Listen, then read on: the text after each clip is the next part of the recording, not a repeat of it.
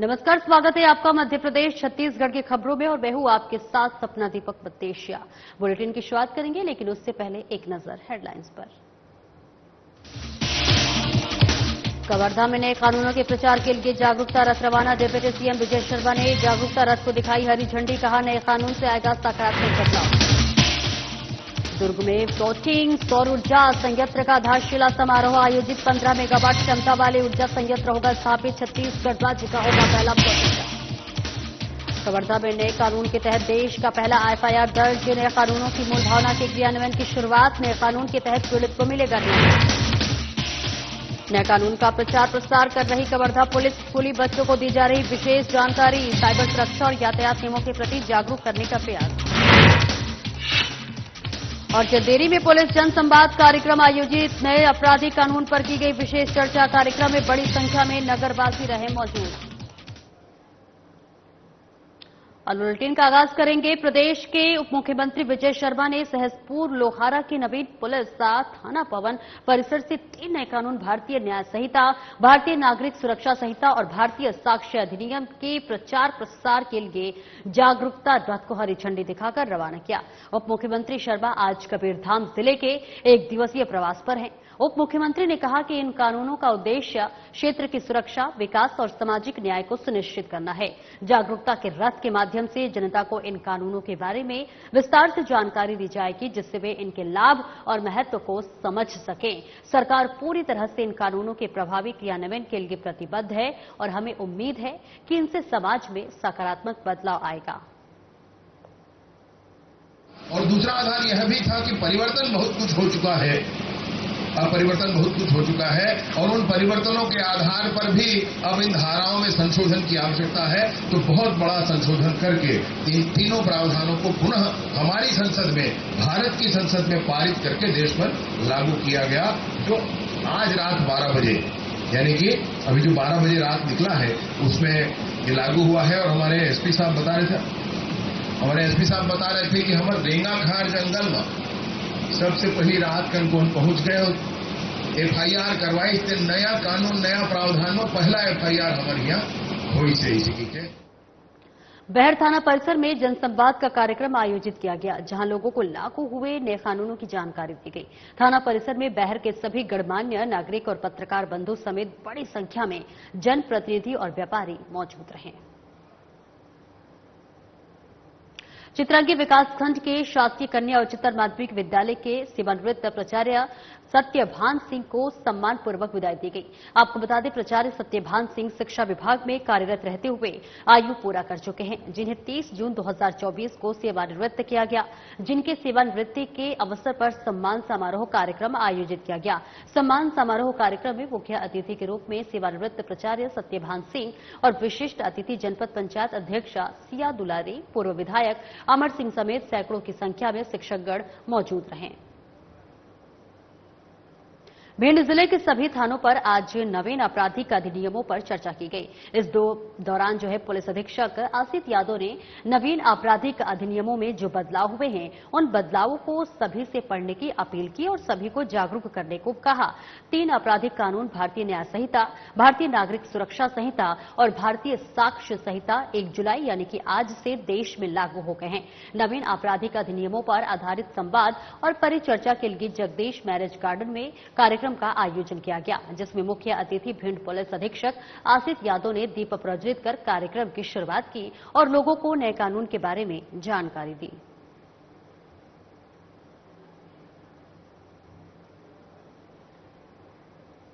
Kids educational institutions English medium school Bansula में प्रवेश उत्सव बड़े ही धूमधाम से मनाया गया।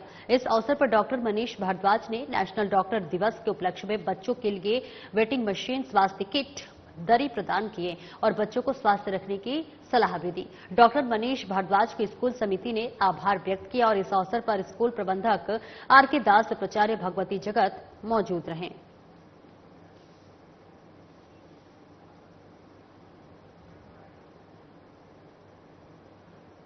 सेल भिलाई इस्पात संयंत्र में 30 जून को संयंत्र के विभिन्न विभागों में अलग अलग पदों में कुल 345 अधिकारी पदोन्नत किए गए, जिसमें E6 से E7 पद पर पदोन्नत अधिकारियों को इस्पात भवन के सभागार में संयंत्र के निदेशक प्रभारी अनिर्बान दासगुप्ता ने 30 जून को पदोन्नति आदेश वितरित किए। वहीं दासगुप्ता ने पदोन्नति आदेश वितरित करते हुए सभी कार्यपालकों को बधाई दी और अपने संबोधन में कहा कि आप सभी एक महत्वपूर्ण पद पर पहुंच गए हैं और ऐसे में आप सभी की जिम्मेदारियां बढ़ गई हैं। उन्होंने कहा कि सभी पदोन्नति के लिए हमने सही स्थान के लिए सही व्यक्ति को चयनित करके पदोन्नति दी है। उन्होंने संगठन के लक्ष्य को ध्यान में रखते हुए बड़े और महत्वाकांक्षी लक्ष्य निर्धारित कर कार्य करने के लिए प्रेरित किया। उन्होंने कहा कि उत्पादन जरूरी है, पर सुरक्षा उससे भी ज्यादा जरूरी है।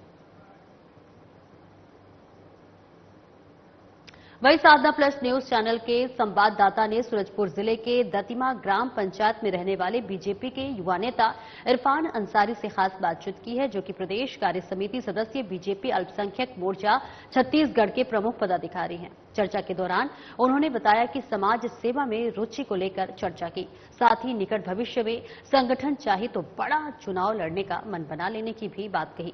आइए आपको सुनवाते हैं।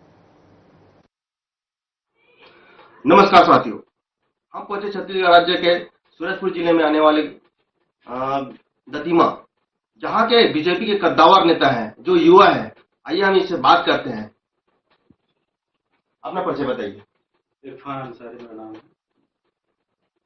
राजनीति में आने का आपका उद्देश्य क्या है? देखिए, राजनीति में आने का उद्देश्य मेरा शुरू से ही इंटरेस्ट था कि मैं राजनीति में जाऊं। इससे पहले पापा भारतीय जनता पार्टी को 40 साल का समय दिए और जब पापा घर में काम संभालने लगे तब तक मेरा समय हो चुका था कि राजनीति में एंट्री कर सकूं। तो वही सब देखते हुए, पापा का मान सम्मान रखते हुए भारतीय जनता पार्टी ज्वाइन किया। आप राजनीति में प्रेरणा स्रोत किसको मानते हैं? मेरे प्रेरणा स्रोत, मैं शुरू से इनका कायल रहा हूँ, डॉक्टर रमन सिंह जी का। जब पहले 15 साल मुख्यमंत्री रहे वो, और अभी तो सबसे बड़ा चेहरा नरेंद्र मोदी सबके आदर्श बने हुए हैं। इन्हीं के बताए हुए रास्तों पर चलना चाहते थे। अभी राजनीतिक पार्टी में आप किस पद में अभी है? मैं अभी भारतीय जनता अल्पसंख्यक मोर्चा के प्रदेश कार्य समिति सदस्य हूँ। अभी जैसे आप राजनीति में है, तो फ्यूचर में आप कुछ जैसे कुछ एमएलए का सीट लेना चाह रहे हैं, एमपी का, क्या ऐसा कुछ बड़ा कुछ पोस्ट है जो आप निर्वाचन होना चाह रहे हैं? जैसे कि अभी आपने जो कहा कि एमएलए का या फिर बड़ा पोस्ट, सभी चाहते हैं कि एमएलए का टिकट लेके आए। अगर पार्टी चाहिए मुसलमानों को टिकट देना चाहिए तो बिल्कुल मैं उसके लिए आगे आऊंगा और भारतीय जनता पार्टी के लिए चुनाव लड़ूंगा अपने क्षेत्र से, चाहे वो प्रेमनगर हो या पटगांव हो या फिर परिसीमन हो, सूरजपुर, कोई भी हो, लड़ने को तैयार हूँ। लेकिन अभी मैं भारतीय जनता पार्टी के लिए काम करना चाहता हूँ, संगठन में रह के काम करना चाहता हूँ, वो भी जहाँ भी जगह मिल जाए मुझे, मैं करना चाहूँगा। आप इतने दिन से संगठन से जुड़े, ऐसा कोई खुशनुमा पल बताइए जो आपको पार्टी के माध्यम से लोक कल्याण में ऐसा कुछ कार्य किया है, ऐसा कुछ यादगार कुछ कार्य है, उसको बताइए। मैंने पार्टी के लिए डोर टू डोर जाके घर में काम किया है और जो भी योजनाएं हैं छत्तीसगढ़ सरकार के या फिर केंद्र सरकार की योजना है, घर घर जाके पहुंचाया मैंने। समाज सेवा मैंने किया।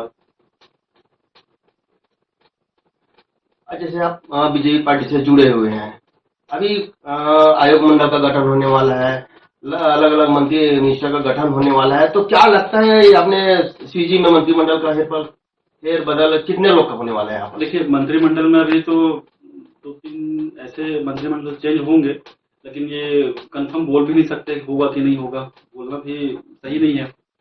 और पार्टी अभी आयोग का गठन होने वाला है, प्रदेश का गठन होने वाला है, जिला गठन होने वाला है। जहां भी पार्टी मौका देगा हम वहां तैयार हैं। जिस भी पद में जाने के लिए बोलेंगे हम जाएंगे वहां। जैसे अभी जीवन काल में अभी तक क्या आप निर्वाचन पद्धति से आप कोई जनप्रतिनिधि का चुनाव लड़े हैं अभी तक? नहीं, अभी तक मैंने कोई चुनाव नहीं लड़ा है, लेकिन आने वाले समय में हम सोच सकते हैं चुनाव लड़ने का, लड़ेंगे हम जब। ये तो हमारा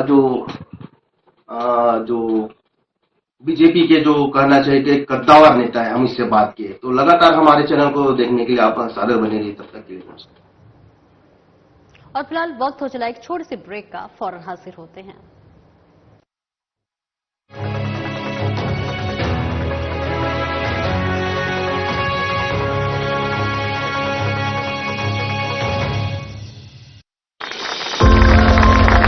महतारी का वंदन हो रहा लगातार, माता बहनों को समर्पित बार बार, वादा निभा रही विष्णु सरकार, 5वीं किश्त का मिल रहा उपहार, 1000 हर माह सीधे खाते में, 1 जुलाई को 5वीं बार भेजेगी विष्णु सरकार। मुख्यमंत्री ला मैं बहुत बहुत धन्यवाद देता था, जिन महिला मन के पूरा ख्याल रखी से। महिला मेरा बहनी मन बा मोदी सरकार विष्णु साय जी है, बहुत बहुत बढ़िया करे है, बहुत बहुत धन्यवाद। मोर मुख्यमंत्री विष्णुदेव साय ला बहुत बहुत धन्यवाद देवत हूँ।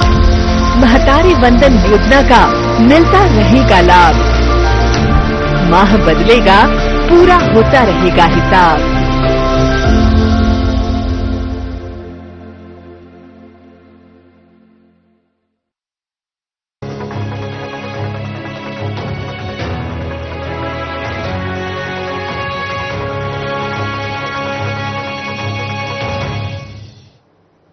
अब ब्रेक के बाद एक बार फिर से स्वागत है आपका। खबरों की ओर बढ़ते हैं। सिलभिलाई इस्पात संयंत्र के एक परियोजना के तहत छत्तीसगढ़ राज्य के पहले फ्लोटिंग सौर ऊर्जा संयंत्र स्थापना के लिए भिलाई ए के मरोदा 1 के जलाशय में आधारशिला रखी गई, जिसका उद्घाटन सेल बीएसपी के निदेशक प्रभारी अनिर्बान दासगुप्ता और एनटीपीसी के निदेशक ने 30 जून को किया।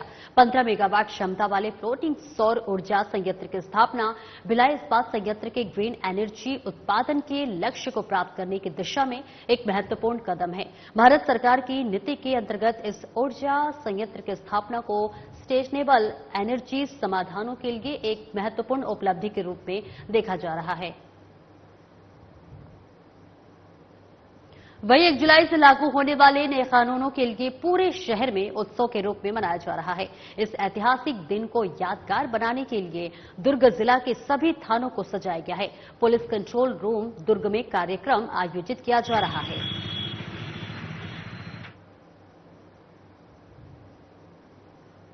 1 जुलाई 2024 से लागू होने वाले नए कानून भारतीय न्याय संहिता के लागू होने के कुछ देर बाद ही छत्तीसगढ़ के नक्सल प्रभावित जिला कबीरधाम में पीड़ित के साथ मारपीट की घटना की सूचना मिलने पर नए कानून के तहत पहला एफआईआर दर्ज किया गया। थाना रेंगखाड़ जिला कबीरधाम में नए कानून के तहत देश का पहला एफआईआर दर्ज होना भारत के नए कानूनों के माध्यम से आम नागरिकों त्वरित न्याय दिलाकर नए कानूनों की मूल भावना के क्रियान्वयन की शुरुआत का प्रतीक है। भारत सरकार से निर्देश आए हैं कि आज सभी थानों में पर्व की तरह इसको मनाया जाएगा। सभी दर्जन प्रतिनिधियों को, लॉयर्स को, डॉक्टर्स को, सराफा को, जितने भी स्टेक होल्डर्स हैं, सरपंचों से लेके सभी स्कूल के बच्चों तक, सभी को बुलाया जा रहा है। सभी को नए कानून के बारे में बताया जाएगा, इसको सेलिब्रेट किया जाएगा। हमने अपनी हर थाना क्षेत्र में हमारे रथ चल रहे हैं जो कि इसको हर कानून के बारे में बताएंगे। शहर में जगह जगह फ्लेक्सी पैम्पलेट्स बांटे जा रहे हैं और जो भी व्यक्ति नए कानून के बारे में कुछ भी जानना चाहे वो कभी भी थाने आके या एसपी ऑफिस आकर जानकारी ले सकता है। 1 जुलाई 2024 8 दिनांक से भारत देश में क्रिमिनल लॉज में 3 महत्वपूर्ण कानून, भारतीय न्याय संहिता, भारतीय नागरिक सुरक्षा संहिता और भारतीय साक्ष्य अधिनियम वो लागू हुआ है। छत्तीसगढ़ के कबीरधाम जिले के अति संवेदनशील नक्सल क्षेत्र रेंगाखाड़ में रात में 12:05 पे हमारे पास सूचना आई कि एक ट्रैक्टर के मालिक के साथ कागजात को लेकर लड़ाई झगड़ा और धमकी दी जा रही है। नए कानून के तहत फोन पर सूचना मिलते ही त्वरित पुलिस वहां पर पहुंची और 12:30 बजे उसके खिलाफ भारतीय न्याय संहिता की धारा 296 और 351(2) के तहत एफआईआर किया गया। संभवतः देश में पहला एफआईआर इस नए कानून के अंतर्गत हुआ है। इस नए कानून में आप फोन के द्वारा, व्हाट्सएप के द्वारा, किसी भी इलेक्ट्रॉनिक मीन्स के द्वारा आप शिकायत कर सकते हैं। उप मुख्यमंत्री विजय शर्मा अयोध्या से प्रभु रामलला के दर्शन कर वापस कवर्धा पहुंचे। 71 श्रद्धालुओं का सीताराम संकीर्तन मंडली के साथ उनका अभूतपूर्व स्वागत और अभिनंदन किया गया। उप मुख्यमंत्री शर्मा ने प्रभु रामलला की पूजा अर्चना कर प्रदेश के सुख समृद्धि और खुशहाली की कामना भी की। उन्होंने अयोध्या से दर्शन करके आए श्रद्धालुओं का कवर्धा विधायक कार्यालय में तिलक लगाकर और माला पहनाकर स्वागत और अभिनंदन किया, जिससे उनकी यात्रा और भी स्मरणीय बन गई। उन्होंने सभी श्रद्धालुओं से अयोध्या दर्शन यात्रा के अनुभव के बारे में जाना। वहीं भगवान रामलला के तीर्थ दर्शन पर लौटे माताओं और बुजुर्गों ने उप मुख्यमंत्री विजय शर्मा को बेटा श्रवण कुमार की उपाधि दी। विजय शर्मा ने अयोध्या के रामलला दर्शन के महत्व को बताते हुए कहा कि रामलला का दर्शन हर श्रद्धालुओं के लिए एक विशेष और पवित्र अनुभव होता है। कबीरधाम पुलिस देश में लागू होने वाले 3 नए कानूनों का व्यापक प्रचार प्रसार कर रही है और लगातार स्कूली बच्चों को नए कानूनों की जानकारी उपलब्ध कराई जा रही है। और इसी कड़ी में केंद्रीय विद्यालय महाराजपुर में स्कूली बच्चों को नए कानून भारतीय न्याय संहिता 2023, भारतीय नागरिक सुरक्षा संहिता 2023 और भारतीय साक्ष्य अधिनियम 2023 के विषय पर विस्तृत जानकारी दी गई। वहीं नए कानूनों के महत्वपूर्ण संशोधनों, महिलाओं और बच्चों के लिए किए गए नए प्रावधानों और न्याय प्राप्त करने के साधनों और उपायों के संबंध में विस्तृत चर्चा कर नशा मुक्ति, साइबर सुरक्षा और यातायात नियमों के प्रति जागरूक करने का प्रयास किया गया।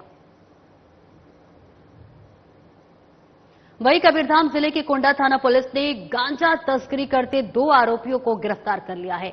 मुखबिर की सूचना मिलने पर थाना कोंडा और साइबर सेल कबीरधाम की संयुक्त टीम ने त्वरित कार्रवाई करते हुए गांजा तस्करों को गिरफ्तार करने में सफलता पाई है। आरोपियों के कब्जे से 3.460 किलोग्राम गांजा बरामद किया गया है।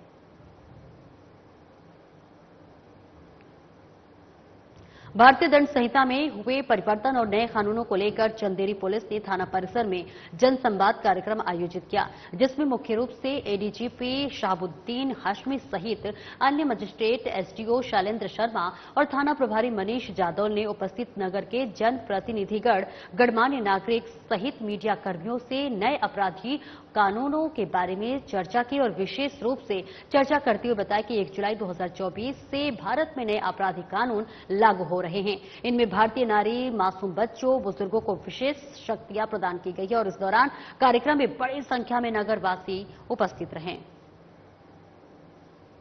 जुलाई 2024 से लागू हुए हैं। इस संबंध में आज थाना में जनसंवाद कार्यक्रम रखा गया था, जिसमें गणमान्य नागरिक, पत्रकार बंधु सभी को बुलाया गया था, जिसमें एडीजे साहब और जेएमएफसी मैम भी उपस्थित हुई थी, जिनके द्वारा इन कानूनों में किस ढंग से कौन कौन से नवीन संशोधन हुए हैं, विभिन्न प्रकार की धाराएं, सब चीजों से अवगत कराया गया है। इसी को आम जनमानस को विभिन्न व्हाट्सएप ग्रुप और अन्य के माध्यम से हम प्रचार प्रसार करने की कोशिश कर रहे हैं, जिससे कि नागरिकों के कर्तव्य और पुलिस के कर्तव्य क्या है, क्या नागरिकों के कर्तव्य, क्या पुलिस के कर्तव्य, इनसे उनको अवगत कराया जाए। क्योंकि विदेश साक्षरता समिति में लगती थी गाँव में, इस तरह का कोई आयोजन होगा ग्रामीण क्षेत्रों में, गाँव के लोगों को जो कम पढ़े लिखे या पुलिस पूरा प्रयास कर रही है, जगह जगह विभिन्न ग्रामीणों के साथ जनसंवाद कार्यक्रम किए जा रहे हैं, उसके माध्यम से इसका प्रचार प्रसार किया जा रहा है। जो 18 साल से कम उम्र के बच्चों के लिए जो वाहन के लिए निकाला गया, उसमें क्या आप कोई कैंप लगाएंगे, पहले सूचित करेंगे या फिर उन पर डायरेक्ट कार्रवाई करेंगे? जनसंवाद जो हम कार्यक्रम कर रहे हैं और विभिन्न प्रकार का जो मटेरियल है, डॉक्यूमेंट है, वो उनको प्रोवाइड करा रहे हैं, उनके माध्यम से इसका प्रचार प्रसार किया जा रहा है। वहीं देश में लागू होने वाले नए कानून के बेहतर संचालन के लिए नेमावर पुलिस ने नेमावर बस स्टैंड पर ग्रामीण जनों से सीधा जनसंवाद किया। इस दौरान ग्रामीणों को नए कानूनों के संबंध में जानकारी दी गई, साथ ही इस संबंध में आने वाले प्रश्नों के जवाब भी दिए गए। उन्होंने कहा कि पुराने कानून जो अंग्रेजों के समय में चला रहा था, उसे हमारी संसद ने बदल दिया है और इस तरह 3 नए कानूनों में परिवर्तन किए गए हैं। भारतीय दंड संहिता के स्थान पर भारतीय न्याय संहिता, भारतीय दंड प्रक्रिया संहिता के स्थान पर भारतीय नागरिक सुरक्षा संहिता आ गई है, भारतीय साक्ष्य अधिनियम भी आ गया है और इसी के साथ ही कुछ धाराओं को जोड़ी गई है और कुछ धाराओं को कम किया गया है। महिलाओं और बच्चों के मामले में विशेष प्रावधान किया गया है। जनसंवाद कार्यक्रम के अंतर्गत जो अभी भारतीय संसद के द्वारा जो नए कानूनों का प्रावधान किया गया है, उनके बारे में विस्तृत जानकारी दी गई और उसमें क्या क्या परिवर्तन हुए, क्या क्या अमेंडमेंट हुए हैं, क्या संशोधन हुए हैं, इन सब के बारे में उपस्थित गणमान्य नागरिकों को, जनताओं को, महिलाओं को और बच्चों को, उनको सबके सामने थाना प्रभारी द्वारा यह जानकारी दी गई। निश्चित रूप से लोगों में जागरूकता आएगी और वो हमारे जो नए कानून हैं उन कानूनों से वो अवगत होंगे। आज बस स्टैंड निमावत पर जनसंवाद का कार्यक्रम आयोजित किया गया है। अपने जो भारतीय संसद है उसके द्वारा 3 नए कानूनों का आज 1 जुलाई 2024 से लागू हो रहा है। उसी के संबंध में हमारे द्वारा नगर के गणमान्य नागरिकों, महिलाओं और सभी वार्ड पार्षदों को बुलवाया गया है और मीडिया कर्मी को भी आमंत्रित किया गया है। मूलतः इस जनसंवाद का यही मुख्य उद्देश्य है कि हम जनता में संदेश पहुंचा सके कि भाई 1 जुलाई 2024 से नए कानून लागू हो गए हैं। अब आप लोगों को त्वरित न्याय मिलेगा, निष्पक्ष न्याय मिलेगा, पारदर्शिता रहेगी। जो नए कानून बने हैं, भारतीय दंड संहिता की जगह भारतीय न्याय संहिता आ गई है, भारतीय दंड प्रक्रिया संहिता की जगह भारतीय नागरिक सुरक्षा संहिता आ गई है, साक्ष्य अधिनियम की जगह भारतीय साक्ष्य एक्ट आ गया है। साक्ष्य अधिनियम का यह बहुत ही सफल रूप से आया है कि इसमें किसी भी साक्ष्य की वीडियो ऑडियो रिकॉर्डिंग की जाएगी। इलेक्ट्रॉनिक एविडेंस पे ज्यादा ध्यान दिया जाएगा, उन्हीं के आधार पर न्याय किया जाएगा। दूसरा ये कि इसमें कुछ नई धाराओं का समावेश किया गया है, जैसे कि कोई व्यक्ति अगर किसी पहचान छुपाकर किसी महिला के साथ गलत कार्य। वहीं झाबुआ थाना परिसर में 1 जुलाई से लागू हुए नए कानून संशोधन को लेकर नया भारत नया विधान जन जागरूकता कार्यक्रम का आयोजन किया गया। इस कार्यक्रम के दौरान पुलिस के कप्तान पद्म विलोचन शुक्ल ने नए कानून में हुए बदलाव को लेकर आम जनों को जानकारी प्रदान की। उन्होंने बताया कि नए कानून एक नया अध्याय शुरू कर रहे हैं और इससे आमजन को बहुत लाभ होगा। नए कानून के दायरे में फरियादी को भी लाया गया है। अगर झूठी रिपोर्ट दर्ज कराई गई और कोर्ट में साबित हुई तो उसे भी भारी भरकम जुर्माना अदा करना पड़ेगा और साथ ही न्याय के लिए भी समय सीमा भी इस कानून में निर्धारित की गई है ताकि समय अवधि में लोगों को न्याय मिल सके। वहीं नए भारत का नया कानून के तहत दुर्ग पुलिस ने कंट्रोल रूम में कार्यक्रम का आयोजन किया। कार्यक्रम में दुर्ग विधायक गगेंद्र यादव, वैशाली नगर विधायक रिकेश सेन, दुर्ग आईजी रामगोपाल गर्ग, वहीं कलेक्टर ऋचा चौहान, एसपी जितेंद्र शुक्ला सहित बड़ी संख्या में स्कूल और कॉलेज के स्टूडेंट सहित नगरवासी शामिल हुए। कार्यक्रम में नए कानून के विषय में विस्तार से जानकारी दी गई। ऐतिहासिक दिन है जिस दिन भारत सरकार ने डिसाइड किया था कि नए जो आपराधिक कानून बनाए गए थे उसका प्रवर्तन आज से स्टार्ट किया जाएगा। तो रात्रि 12 बजे से वो चलन में आ गए हैं और पूरा पुलिस प्रशासन और लगा हुआ है कि जिस भावना के साथ सरकार ने इन कानूनों को लाया है, खासकर न्याय देने के लिए, पीड़ितों के पक्ष में संदेश देने के लिए कि न्याय आपके लिए बहुत सहज, सुलभ और निष्पक्ष ढंग से आएगा और जल्दी आएगा। उसी भावना के साथ पुलिस प्रशासन इसको इम्प्लीमेंट करने के लिए आज से कटिबद्ध है और हमारा प्रयास रहेगा कि हर एक पुलिस वाला ऊपर से लेकर नीचे तक, थाने के अंतिम व्यक्ति तक इस पूरे भाव को पब्लिक में पहुंचाए अपनी कार्यप्रणाली से। जो निष्पक्षता, जो पारदर्शिता, जो त्वरित कार्यवाही का इसमें प्रावधान रखे गए हैं, उसके तहत ही, उसी भावना के तहत पूरा पुलिस प्रशासन पब्लिक के लिए काम करेगा और सरकार के द्वारा लाए गए इन उद्देश्य, नए कानूनों के उद्देश्यों को पूरित करने में अपना पूरा सहयोग प्रदान करेगा। देखिए, नवीन भारतीय आपराधिक कानून ये लागू हुआ है। पहले आईपीसी हुआ करता था, भारतीय दंड संहिता, अब जो है वो न्याय संहिता में परिवर्तित हो गया है। और अगर आप देखेंगे तो कई जैसे केसेस थे चेन स्नैचिंग।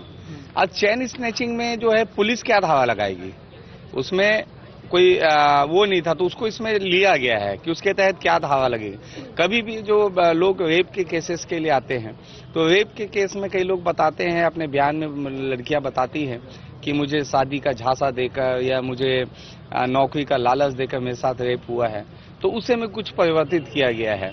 और मैं तो ये कहूंगा कि लगभग जो है सभी लोगों को इसका ज्ञान होना चाहिए। अगर आप भारत के नागरिक हैं, कई बार हम प्रेशर बनाते हैं कि कैसे मुचलका में छूट गया, कैसे क्या हो गया।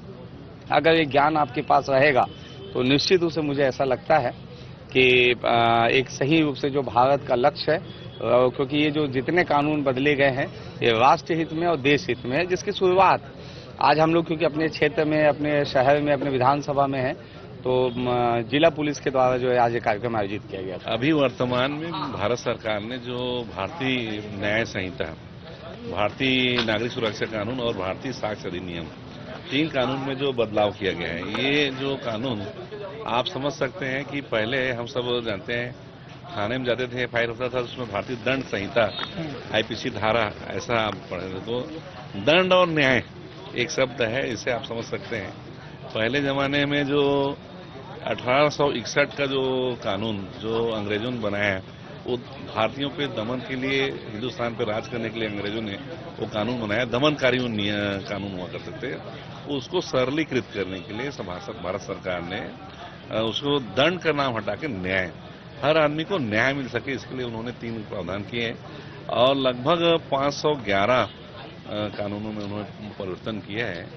और जो साक्ष्य के आधार पे बहुत सारे नहीं हो पाते थे, वर्तमान टेक्नोलॉजी के समय में अब मोबाइल एविडेंस को भी माना जाएगा। बहुत सारे नियमों को शिथिल किया गया है। कोई पहले जमाने में जो कोई बाहर गया है, कोई टूर में गया है, किसी पारिवारिक कार्यक्रम से गया है और अचानक घर में चोरी हो जाती थी, तो वो संबंधित को वापस आना पड़ता था एफआईआर का। और फिलहाल इस बुलेटिन में इतना ही। खबरों का सिलसिला आगे भी जारी रहेगा। दीजिए इजाजत, नमस्कार।